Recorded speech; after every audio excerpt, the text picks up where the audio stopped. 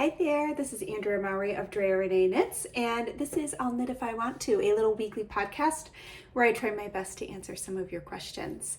I am wearing boho blush today. This is one of my older patterns. I released it about 8 years ago, and it is what I think of as my most romantic shawl. I have it all tied up right now. I just actually made this dress. It's a fun little wrap dress. It's got this really cute little hip detail. But I put it on this morning, finished it yesterday. I'll get back to the shawl, don't worry. But I finished this dress yesterday. I'm back in my sewing groove and real happy about it. But try it on. I'm like, okay, this is great. Today I'm wearing it, and there are some adjustments that you can do with the bodice to get a better fit because everyone's just so different in that area. So I didn't make any, waiting to see how this one works out. But there are definitely a few adjustments I'm going to have to make in the future if I want to make this dress again. I just have a little bit of gaping happening, and it's a little cleavagey, which it's not generally my style. So it is a very cute dress, and I'm excited to tweak it a little bit, but I don't want to sit here just boobs out. So grabbed my trusty little romantic boho blush shawl. This shawl has super squish garter stitch, feather and fan lace, and these really sweet little bands of brioche and fringe. And it is knit up in one of a Verb for Keeping Warm's yarns. I got this at I think it was the first time I ever went to Stitches West way back in the day. It was one of my first ever knitting events I went to, and I picked this yarn up while I was there. So I love it, and it was fun to pull it out today.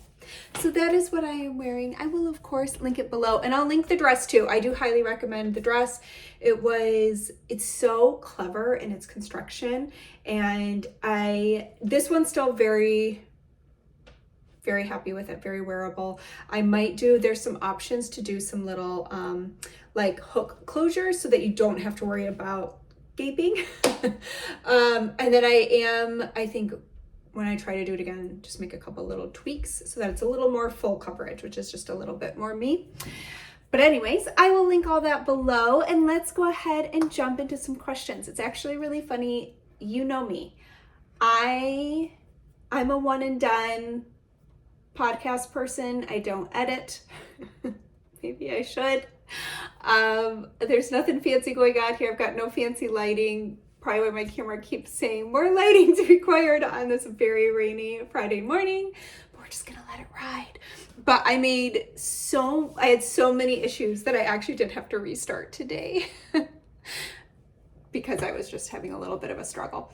But we're gonna let this one ride. So fingers crossed this one's a little smoother.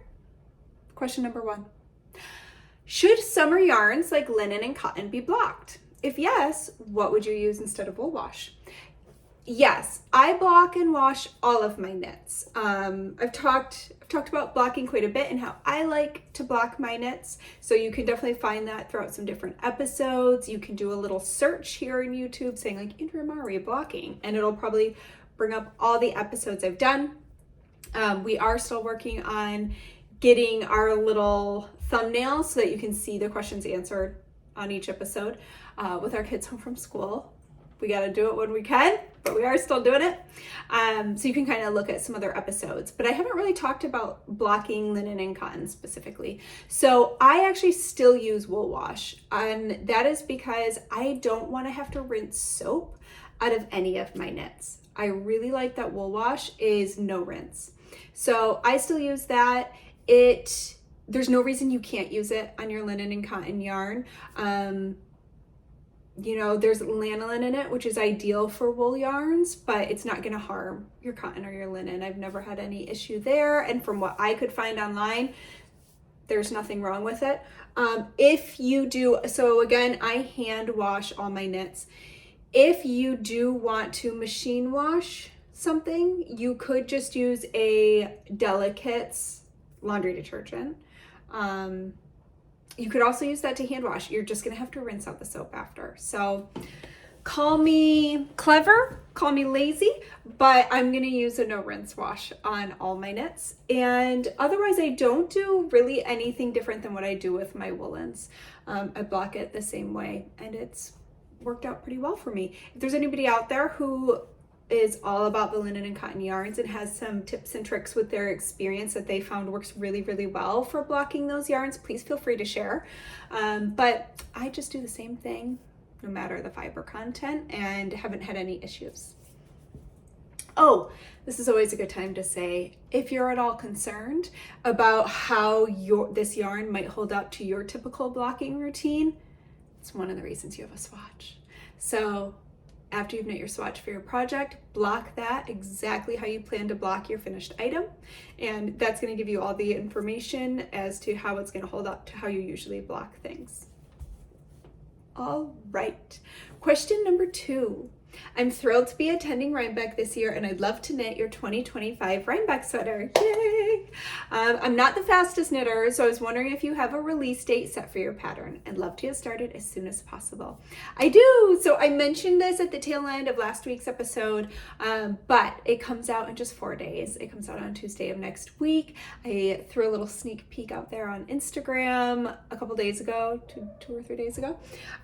So I cannot wait. My dog is barking. There's somebody at our front door. I watched them pull up. I was like, 3, 2, 1. Cue all the barking. But I am so excited to finally get this pattern out there.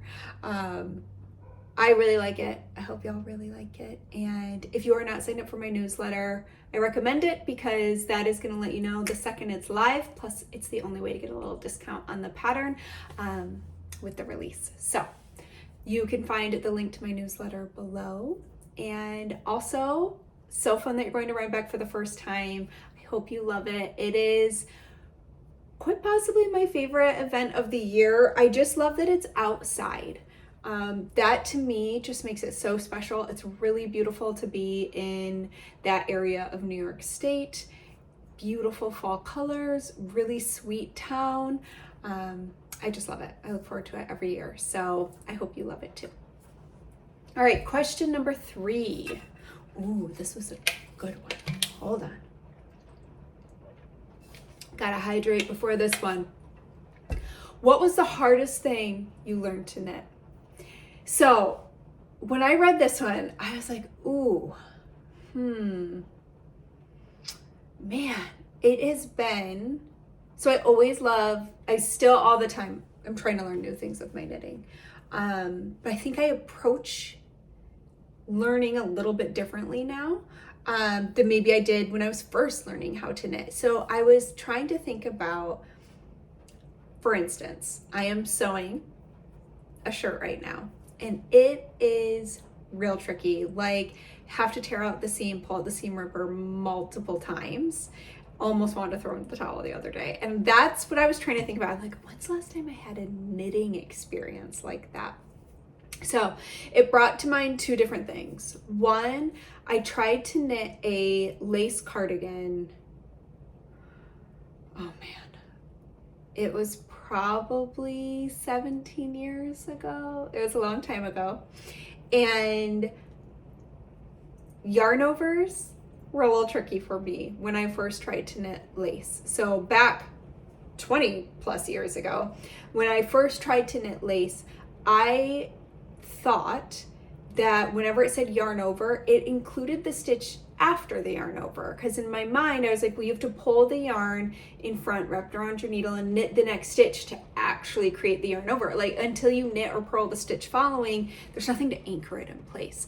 So I could not figure out the stitch count. I'm like, why is my stitch count always off? And this was back in the day, pre-Ravelry, when knit blogging was real big. And that's when I had my knitting blog back in the original iteration of I'll Knit If I Want To. And I could not figure it out. I even emailed somebody who had knit the same sweater as me, and I was like, did you have any trouble with stitch counts? And they were like, no. I was like, what am I doing wrong? Could not figure it out. A couple years later, I think I was at my local yarn shop, and I don't know why it came up, but I all of a sudden had the aha moment that I had been counting the stitch after the yarn over as part of the yarn over. So I was just constantly removing that stitch from the stitch count because I counted it as one thing. So anyways, that was just a stumbling block for me. And fast forward to, I tried to knit this all over lace cardigan a couple years later, and I could not for the life of me get it to work. You had to stay in pattern, and I don't know if that was just a little too advanced for me for where I was in my knitting, where I was really struggling to determine how the pattern was changing while shaping was occurring. So while we were shaping an arm, to try and keep the pattern going just did not work for me. And I remember I tried, and I finally did have to tear that project out because I could not get it to work. It popped into my mind the other day, and I thought to myself, wow, I wonder if I should go back and try and revisit that pattern, and if it was just my user error at the time of not fully being quite ready for that level of a pattern, and if it would fall into place for me now. Last one. I will also say it wasn't the hardest thing, but it was the one I had to not give up on, and that was learning continental. So I was taught English style knitting, throwing, when I was a kid by my grandma, and that is how I knit up until my 20s. And basically until I started doing this as a job and started traveling to teach. And I realized that if I was going to teach, I needed to be able to show certain techniques both ways, both English style, throwing with my right hand, and continental style, picking with my left hand. So I began learning continental. Now, I had always approached color work using two hands, so there was a little bit of muscle memory there, but trying to do it on its own, the frustrating thing I think that a lot of us run into, especially if we've been knitting for a long time, is we just want to find our knitting rhythm, our knitting groove, and it's going to slow you down to switch styles, to hold your working yarn in your other hand. It just is. And so it can be a little bit frustrating when you just want to be in your groove. And I found that the trickiest part of it was figuring out how to tension my yarn. When I knit English style throwing, I don't have to tension through my fingers at all. I don't have to wrap any yarn around any fingers. It falls over my pointer finger, and that's fine. And I just never had to fiddle with any weird little ways to tension my yarn. When I went to continental, I do have to wrap it around my pinky.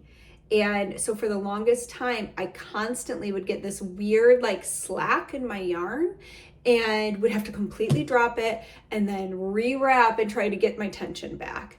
And it was getting that to click into place and my muscle memory to form for that to become smooth. So that was one that I just really had to know that I had to practice, and it wasn't just going to be immediate and instantaneous. And I had to kind of be like, okay, I'm just going to keep doing it. And then one day I realized I was always picking up my knitting continental. So I hadn't actually meant to switch styles. I was just trying to become proficient in both. And then one day I just was. And what I found with continental knitting is after 20 years of English, it actually helped relieve some of the repetitive strain I had in my hands because I began using those muscles a little differently. So I don't think either way is better than the other. I think both are great, and I really like that I know both. There are still certain little increases or decreases or bind offs that I find more comfortable to do when I put my yarn back into my right hand, which I always think is interesting. There's certain things where I'm like, oh, I still have better control with the right hand for certain little movements. But anyways, so there was some tricky bits in my knitting history that I could think of. But what a fun question. I would love to hear anybody else who wanted to share what's the hardest thing they learned to knit.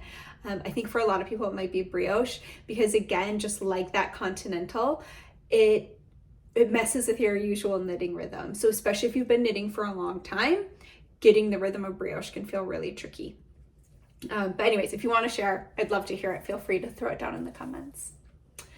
All right, speaking of brioche, I want to make the melt shawl, but just saw it has brioche in it. I've never knitted brioche. Will I have an issue? So Unfortunately, I can't answer that question for you.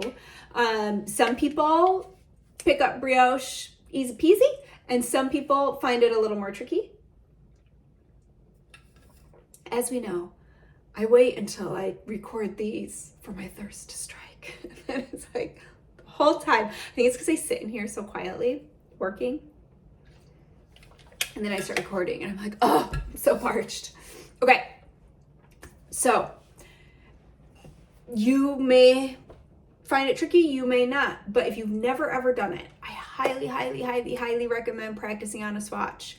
I have a load of tutorials for both English and Continental. You can find them here on my YouTube channel. You can find them linked in the notes of the pattern. There's also online classes. My sister-in-law, Leslie Robinson of Knit Graffiti, she has online brioche knitting classes you can sign up for. I believe that Nancy still has them on Craftsy. I think hers are still on there. I'm just gonna peek real quick. That is one of the ways, classes, that I learned brioche. Craftsy was different then. You could just buy individual classes. I don't know if you still can. Yeah, Nancy's are still on there. And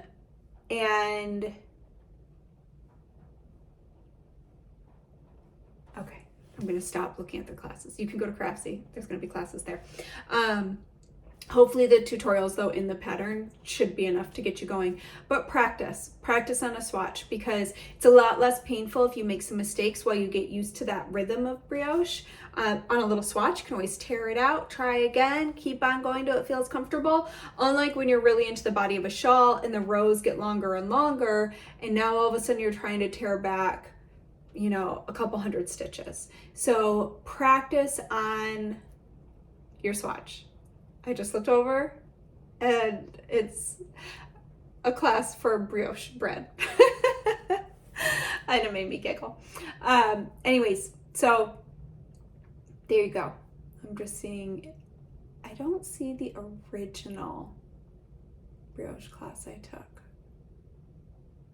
Oh, I guess this must be it. This must be it. Anyways, there you go. Okay. Question number 5. This questioner snuck in a whole boatload of questions. So buckle up. Let me get to the question. Okay, you said you didn't always block knits. And also, okay, you have said that you didn't always block knits. And also now that you block, you don't necessarily use pins. So I'm curious what you did with your knits in the beginning when you'd presumably wash without blocking. Let's pause there. I didn't even wash them. So I will use washing and blocking interchangeably quite a bit.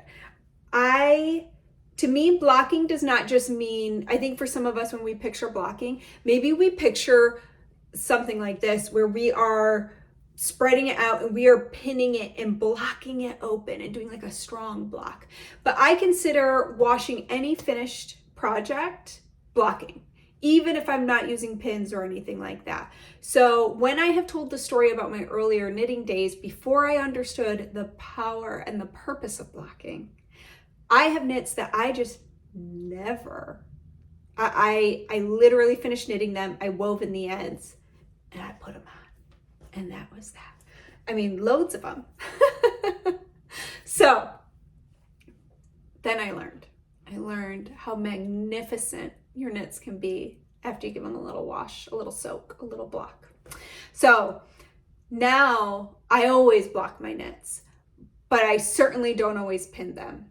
And I very rarely use blocking wires anymore. I just, if I really need to, it can really help give you a precise, like if you really need to open some lace, and probably if I knit more lace, I would probably use blocking wires more. But if I do need to pin, a lot of times I use knit blockers, which are like a little rectangle that has anywhere from 3 to 8 T-pins kind of sticking out the bottom so that you can take a whole section and pull and pin, and you could just use those the whole way. And I find that's a little more efficient for me. So I don't really use blocking wires anymore. But on something like a sweater, I very rarely use pins because I'm going to need to continue to wash that sweater throughout its lifespan. Well, as I wear it, and it needs to be washed. And generally speaking, same with socks and stuff like that, I am just going to lay them flat to dry. I don't, if it needs to be pinned, sure, I'll do that. But generally speaking, a lot of times I just don't really find it very necessary. It's going to wear just fine without pinning. Shawls, I sometimes need to pin, especially if I'm trying to get them to be a certain size or I'm trying to open up lace and things like that. But a lot of times I just lay it flat to dry. So I still consider, even if I'm not using pins, I still call it blocking. I'm just not pinning it. I don't do anything else differently. I wash/block it in the same way. I just don't pin it down. All right. Basically, I want to know the difference between washing and not blocking and blocking without pins. I hope that makes sense. So yeah, I would consider washing and blocking interchangeable, and it's just what that specific knit needs. Not all knits need to be pinned out, but you can still call it blocking. So it's just kind of mixing up words, and maybe there's some people out there who feel very strongly that we shouldn't mix those words. I don't know. But if it doesn't need to be pinned, you're still blocking it. You're just not poking it down and opening it up if it doesn't need it. I was also wondering what you mean when you say you write patterns later. Do you take notes as you knit and then just organize them? Or does this mean you go back and count rows and stitches after you've finished a design? So when I design, I always have either a notebook like this one, my favorite little design notebook. I have so many of these. Or I now use GoodNotes on my iPad. I have switched over to more digital note taking because I find it's a lot easier for me to stay organized, because I can actually, within that app, you can search your notes, which is really handy. I can copy and paste and things like that. So much to my own shock, I have switched to mostly doing digital note taking now. But I do always, so I do a sketch, I write down my yarn, I weigh all the yarn before I use it so I know exactly how much yarn I use. I write down my needle sizes because I will forget. I write down the gauge, and then I do all the math, and then I write out the pattern for the size I'm knitting. Once I am done, and that tends to be pretty sloppy shorthand kind of notes, but I do try to take meticulous notes because I never want to guess what I was thinking a couple weeks ago when I started a design. So from there, once I'm all done, I block my knit. When it is dry, I take the finished gauge of the finished piece. I weigh it, I get all those specs. I get the measurements of it when it's all finished. And then I go to a spreadsheet and I start plugging in all the math and figuring out multiple sizes. And then I write the pattern in the way I write patterns. So if you followed my patterns, you're going to know that they all follow a similar structure with how there's a continuity amongst my patterns of the way I write things to try to keep them as clear as possible, with as little guesswork on your part, with all the stitch counts and everything like that. And then I go through and I write it in a more concise, easy to follow way than my shorthand that I might follow. So that's what I do. That is my design process. And finally, I told you they snuck in a lot of questions. How do you determine how much yarn to buy as a designer if you don't have a project in mind yet? So, that's a good question. For a long time, what started happening was if I have an idea in mind, then I kind of know, okay, this is about how much yarn I'm going to get. For a long time, I would actually default to an app called StashBot. I'm not sure if it still exists. It's still on my phone, so I'm guessing it is. But that is a yarn guesstimator And you can put in about the gauge you want to work at, what you want to knit. So you can choose from like socks, cardigan, and then a sweater, and then you can choose from like regular length, long hip length. You can do scarves, hats, everything. So it gives you a pretty good idea of about how much yarn, and then I would maybe get an extra skein from there if I was worried. Now I've been knitting long enough and designing long enough that I'm pretty good at guessing about the yardage that I'll need for a project. But for years, especially when I would go to like a festival, I would kind of default to a sweater's quantity, and that landed me with quite a bit of yarn. So now I'm really trying to go, okay, do I have what I already need to create what I want to create? So I'm really trying to shop my stash first because I want to get it down. I'm doing the same thing with sewing, which has actually felt so great to be able to use up some of like my fabric stash. I'm trying to spin up my fiber. I just want to use what I've got, especially after we moved. And I was like, okay, this is multiplied. Let's use it up. So it also depends what kind of knitter you are. You know, if you are more of a garment knitter, you might want to default to a sweater's quantity. But if you generally end up realizing, you know, I tend to stick to multicolored shawls where I only need a skein of each color, or I tend to just knit a hat or socks or things like that, know thyself and purchase accordingly. Or go with a plan, because what can happen is sometimes when we just kind of purchase willy-nilly is then by the time we do have something we want to knit, all this yarn we've collected doesn't fit what we're trying to knit. It's not the right yarn weight, or we don't have quite enough, or we bought a sweater's quantity but we want to use it for a hat, but if I take a skein out, now I don't have a sweater's quantity left, so what am I going to do with the other 6 skeins, you know? So I'm trying to be more thoughtful in my future crafting supply purchases, to really know what will get used. And I think that the Stashbot app is really helpful with some of those numbers. So I'll link that for you in case you want to check it out. Whew. All right, my friends, that's it.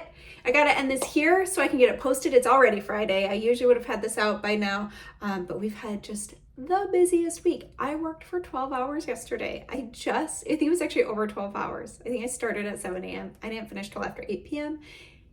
It was a long day. So I didn't get to record this, but here I am now.